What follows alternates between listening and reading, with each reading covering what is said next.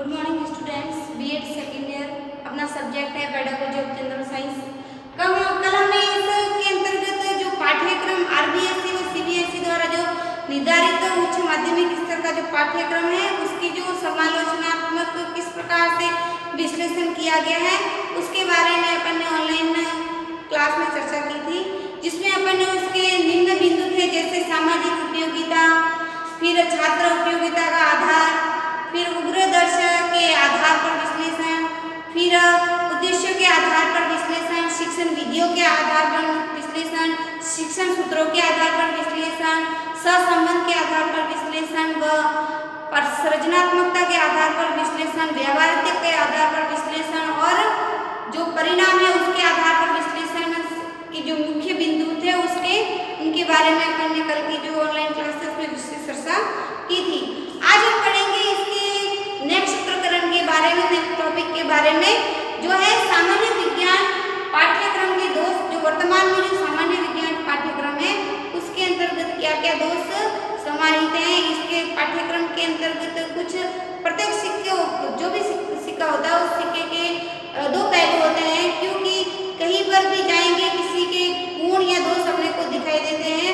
देखने के दो नजरिए माने जाते हैं, किसी के गुण है तो किसी के दोष है। तो प्रत्येक विषय होता है, उस विषय के कुछ अच्छाइयाँ भी होती हैं, कुछ बुराइयाँ भी होती है। जैसे मनुष्य के अंदर कुछ अच्छाइयाँ होती है तो कुछ बुराइयाँ होती है, उसी तरह समस्त जो जीव मात्रा, सूक्ष्म जीव मात्रा और जो शिक्षा अध्ययन पद्धति है उसमें भी उसके कुछ गुण भी माने हैं व दोष भी माने हैं। तो आज हम वर्तमान सामान्य विज्ञान शिक्षण जो शिक्षा प्रणाली उस पाठ्यक्रम के जो दोषों के बारे में चर्चा करेंगे। तो हमारे देश में जो विज्ञान एवं सामान्य विज्ञान का विषय है वो वर्तमान में जो उसका पाठ्यक्रम है वो दोषपूर्ण माना है, क्योंकि यह एक प्रकार से विज्ञान की जो विभिन्न शाखा है जैसे रसायन विज्ञान, भौतिक विज्ञान, जीव विज्ञान, जो विज्ञान की जो विभिन्न शाखाएं हैं उनसे परस्पर असंबंधित रूपों का एक मिश्रण माना है, जो छात्रों पर अमनोवैज्ञानिक रूप से प्रभाव डालता है। जो छात्रों पर अमनोवैज्ञानिक रूप से उनको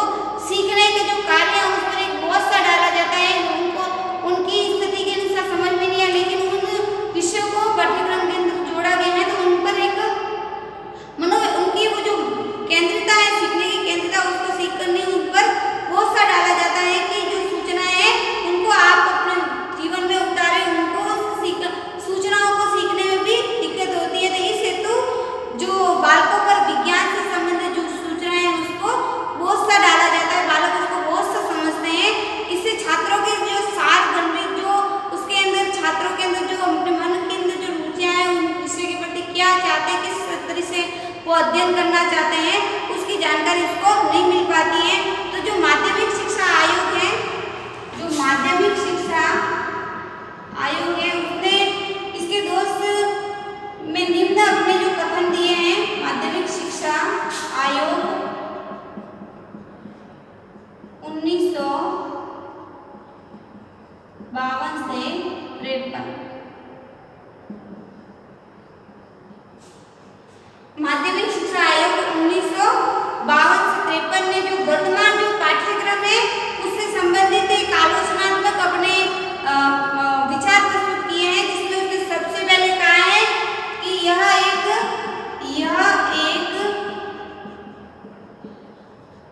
संकीर्ण विषय है, यह एक संकीर्ण विषय पाठ्यक्रम है, यह एक संकीर्ण पाठ्यक्रम है।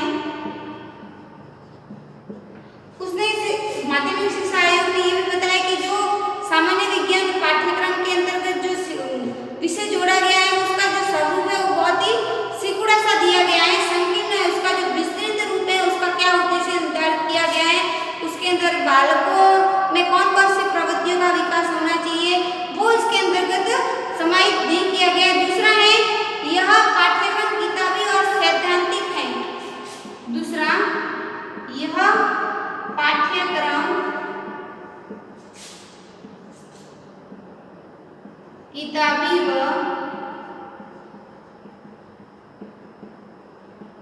सैद्धांतिक है। यह पाठ्यक्रम किताबी व सैद्धांतिक है, यानी ये पाठ्यक्रम जो जोड़ा गया है इसके अंतर्गत पूर्ण रूप से बालक को जो किताब के अंदर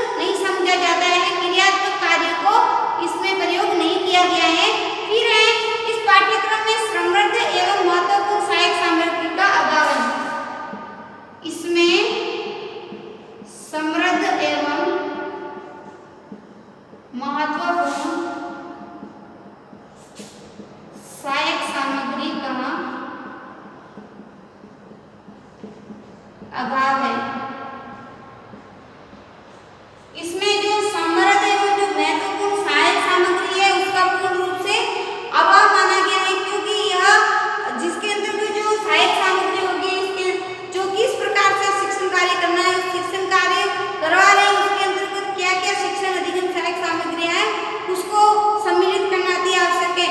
यदि उसको सम्मिलित नहीं करेंगे, उसके माध्यम से बच्चों को अध्यापन कार्य नहीं करवाएंगे तो बच्चा उसमें रुचि नहीं लेता, सीखने में वो रुचि नहीं लेता, तो यह पूर्णतः क्या माना जाता है, बोझिल माना जाता है। ये अत्यधिक जो पाठ्यक्रम है वो पूर्ण रूप से क्या माना जाता है, बोझिल माना जाता है, क्योंकि छात्रों पर इसका ज्ञान है वो थोपा जाता है। छात्र उसमें निष्क्रिय होकर नहीं सीखता है बल्कि ज्ञान को उसमें थोपा जाता है। फिर है प्रयोगात्मक तथा अन्य प्रकार की क्रियाओं के लिए प्रयोगात्मक तथा अन्य प्रकार की क्रियाओं के लिए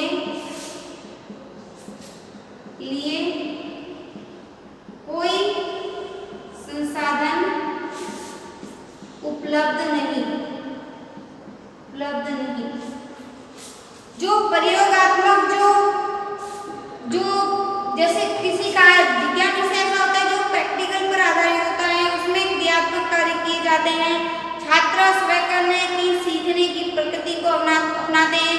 छात्र खुद उसको किसी कार्य को करता है, उसी समस्या को करने में खुद ही अपने मनोतर्क वितर्क के आधार पर उसका हल करने में। तो इस प्रकार के जो पाठ्यक्रम है उसमें जो प्रयोगात्मक जो अन्य पाठ्य सहगामी क्रिया है उसके लिए कोई संसाधन उपलब्ध नहीं करवाए गए हैं, जिसके द्वारा बालक का जो व्यक्तित्व है, जो आवश्यकता है उसकी पूर्ति नहीं होती है, बालक के व्यक्तित्व को प्रभावित करता है।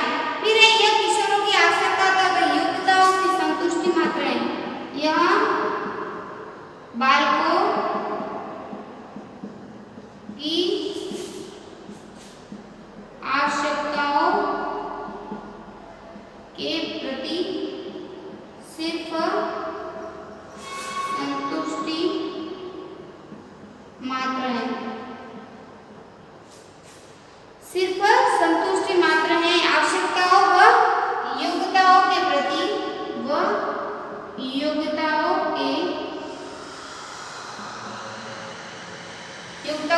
सिर्फ संतुष्ट मात्र है। यानी जो आज का बालक है वो पाठ्यक्रम के द्वारा ये जीवन में आने वाली जो समस्त गतिविधियां हैं, जीवन में उसका क्या उपयोग है, उसके प्रति सीखना चाहता है, उसके प्रति जागरूक होना चाहता है। तो पाठ्यक्रम में जो बालकों को अपन पढ़ा रहे हैं उसको जीवन में किस प्रकार उपयोगी है, किस प्रकार से उनको जीवन में काम आएगी, जो भी छोटी से छोटी बातें हैं उसको समाहित करना जरूरी है। लेकिन पाठ्यक्रम में मुख्य बातों को समाहित किया, लेकिन जो आवश्यकता जीवन से जुड़ी हुई है उन बातों को कम रूप में सम्मिलित किया गया है, सिर्फ उनको संतुष्टि मात्र किया गया है।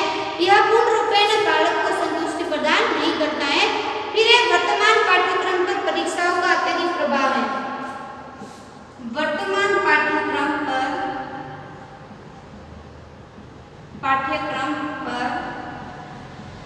परीक्षाओं का अत्यधिक प्रभाव है।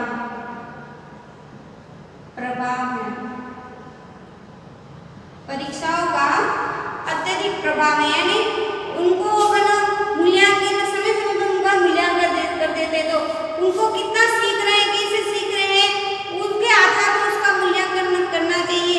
लेकिन जो वर्तमान पाठ्यक्रम है उसमें सिर्फ मूल्यांकन की दृष्टि से जैसे 7 दिवसीय या 15 दिवसीय बच्चों का मूल्यांकन किया जाता है, जो अत्यधिक प्रभाव है। तो बालक उसमें संतुष्टि नहीं प्राप्त करता, बालक उसमें सीख नहीं पाता, और तभी सीखेगा जब उसको कक्षा उपयोगी वातावरण मिलेगा। तो परीक्षा के डर से भय से भी वो जो सीखना चाहता है बालक उसमें रुचि नहीं लेता है। तो परीक्षाएं कम होनी चाहिए, बालक की आवश्यकता के अनुसार होनी चाहिए, उसकी मानसिक आयु उपलब्धि के आधार पर परीक्षाओं का निर्धारण किया जाना चाहिए।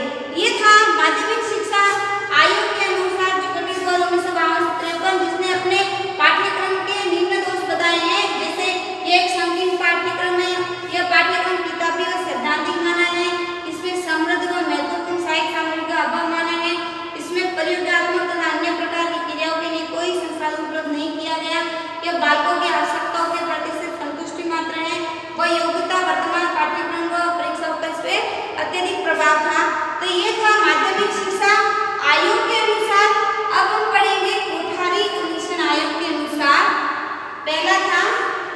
माध्यमिक शिक्षा आयोग के अनुसार, दूसरा कोठारी आयोग के अनुसार, दूसरा कोठारी आयोग कोठारी आयोग ने भी, माध्यमिक शिक्षा आयोग ने भी इसके कुछ दोष माने हैं, तो कोठारी आयोग ने भी इसके कुछ दोष माने हैं। 1966 से 66 तक इसका जो निर्माण किया गया था, तो इसने भी कुछ दोष माने हैं। सर्वप्रथम इसने माना है कि एक अपूर्ण तथा अपर्याप्त पाठ्यक्रम है। इसने माना है कि एक अपूर्ण तथा अपर्याप्त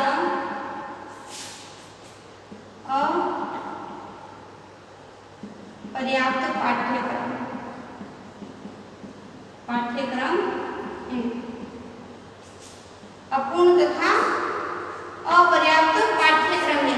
उन्होंने माना है कि जो कोठारी आयोग है उसने माना है कि जो सामान्य विज्ञान का जो पाठ्यक्रम है वर्तमान में अपूर्ण तथा अपर्याप्त पाठ्यक्रम है। कैसे कि आधुनिक समय में जो ज्ञान की अत्यधिक वृद्धि और उन्नति और विज्ञान की जो विभिन्न शाखाएं हैं, जैसे भौतिक विज्ञान, रसायन विज्ञान, जीव विज्ञान के मौलिक सिद्धांतों के पुनः निर्माण में विद्यालयों के विद्यमान जो कार्यक्रम है उसको अपर्याप्त बना दिया है। अर्थात खोजे हुए सिद्धांतों के बारे में जो खोज सिद्धांत है उनको पुनः अनुसंधान एवं सत्यापन करने में समय व्यर्थ हो रहा है, समय नष्ट किया जाता है।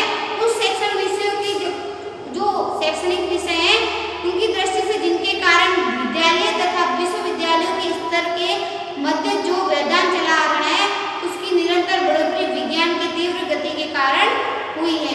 फिर है दूसरा कोर्स की अवधि। दूसरा इन्होंने माना है कोर्स की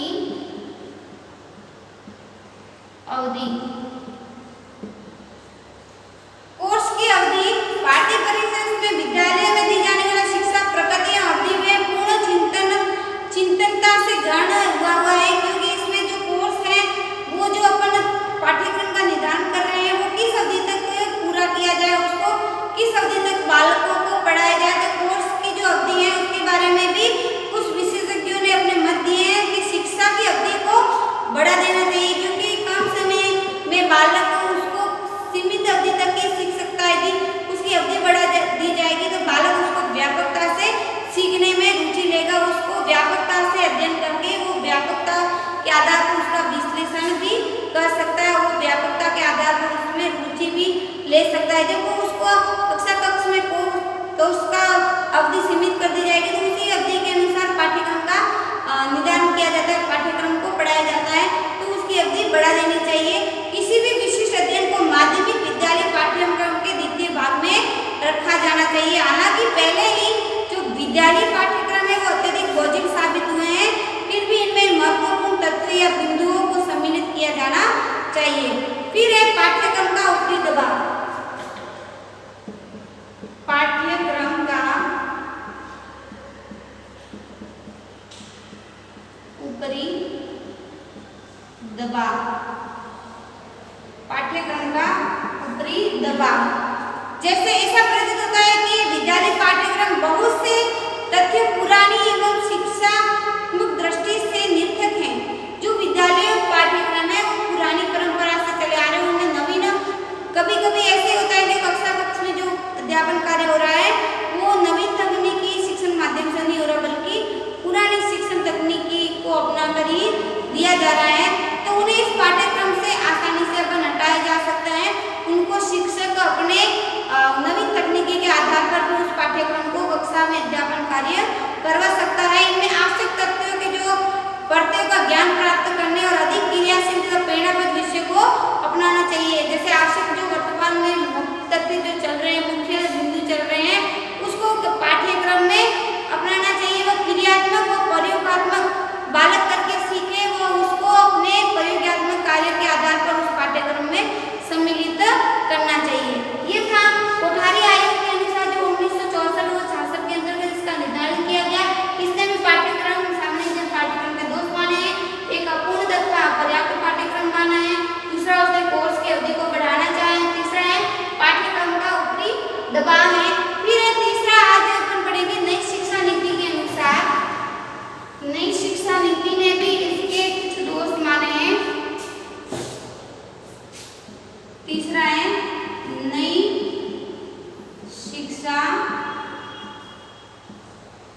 नीति के अनुसार, नई शिक्षा नीति के अनुसार ये गठित हुई थी मई सन, ये गठित हुई थी नई शिक्षा नीति मई सन 1986 में, मई 1986 में गठित हुई थी। इसके अंतर्गत जो विज्ञान विषय पर विशेष रूप से ध्यान दिया गया। इसके अंतर्गत जो विज्ञान विषय है उसमें विभिन्न प्रकार के जो तथ्य है उसको समाहित किया गया। इस नीति में जो विज्ञान विषय के प्रति एक सराहनीय कदम उठा। कोठारी कमीशन द्वारा भी जो माध्यमिक स्तर पर विज्ञान एवं गणित विषयों को अनिवार्य विषय के रूप में सम्मिलित करने की अनुशंसा की गई थी, बात रखी गई थी, परंतु उनके शिक्षण तथा जो पाठ्यक्रम है उसकी ओर ध्यान नहीं दिया गया। पूर्व के पाठ्यक्रम है माध्यमिक शिक्षा आयोग जो कोठारी आयोग का, उस पाठ्यक्रम में रचनात्मक व प्रयोगात्मक कार्यों को ध्यान में रखकर इसका पुनः निर्धारण नहीं किया गया। तो उसमें जो पुनः पाठ्यक्रम था माध्यमिक आयोग का व कोठारी आयोग का, उसमें रचनात्मक और जो प्रयोगात्मक जो कार्य थे उनकी ओर ध्यान नहीं दिया गया। इस हेतु जो नई शिक्षा नीति है उसमें 10 प्लस नई शिक्षा नीति के अंतर्गत 10+2+3 यानी ये का जो सब्जेक्ट है उसके अंतर्गत विज्ञान विषय में रचनात्मक तथा प्रायोगिक कार्य है। एक तो बालक और करके सीखेगा, एक प्रैक्टिकल कार्य होगा। उसके अंतर्गत ध्यान में रखकर पाठ्यक्रम का पुनः निर्माण किया गया, जिसमें बालकों की प्रत्यक्ष अनुभव तथा रचनात्मक अनुभव देना संभव हो सके। इस हेतु बालकों में प्रत्यक्ष अनुभव तथा रचनात्मक अनुभव देना संभव हो सके। बालकों में प्रत्यक्ष तथा रचनात्मक अनुभव देने में सहायता मिल सके बालकों को। दूसरा है कि जो बालक के व्यवहार में वांछित परिवर्तन लाने में महत्वपूर्ण सिद्ध हो। दूसरा है बालक के व्यवहार में वांछित परिवर्तन लाने में उपयोगी, बालक के वांछित परिवर्तन लाने में उपयोगी हो। तीसरा है कि इस विज्ञान विषय के पाठ्यक्रम के अंतर्गत विज्ञान के जो अन्य विषय हैं जैसे भौतिक विज्ञान, रसायन विज्ञान, जीव विज्ञान एवं विज्ञान की जो अन्य शाखा है उसके साथ अध्ययन का प्रावधान किया जाए। विज्ञान के अन्य विषयों के साथ संबंध अध्ययन कार्य हो सके। विज्ञान विषय के जो अन्य जो है जैसे भौतिक विज्ञान, रसायन विज्ञान, जीव विज्ञान, वो जो अन्य शाखाएं हैं, अन्य विषयों की अन्य शाखाएं लिखते हैं यहाँ, अन्य शाखाएं उसके साथ अध्ययन कार्य किया जाए। फिर है इसमें छात्रों में प्रयोगात्मक व रचनात्मक कार्यों को विकसित करने के उद्देश्य से प्रायोगिक विज्ञान के पाठ्यक्रम में स्थान दिया गया। जो प्रायोगिक विज्ञान को पाठ्यक्रम में स्थान मिला। इसके अंतर्गत छात्रों में रचनात्मक व क्रियात्मक कार्य हेतु जो प्रायोगिक विज्ञान है उसको पाठ्यक्रम में सम्मिलित किया गया। इस पर बल देने तो मूल्यांकन की पृथक व्यवस्था भी की गई। इसके अंतर्गत मूल्यांकन की पृथक व्यवस्था भी की गई, मूल्यांकन की व्यवस्था भी अलग इसके अंतर्गत की गई। जो प्रायोगिक विज्ञान है उसका मूल्यांकन भी इसके अंतर्गत अलग किया जाएगा। विज्ञान में जीवन के सभी क्षेत्रों को ज्ञान कराने हेतु अतिरिक्त प्रकरण भी सम्मिलित करके शिक्षण अधिगम कालांशों को बढ़ाने की उचित व्यवस्था की गई। अन्य जीवन से जुड़ी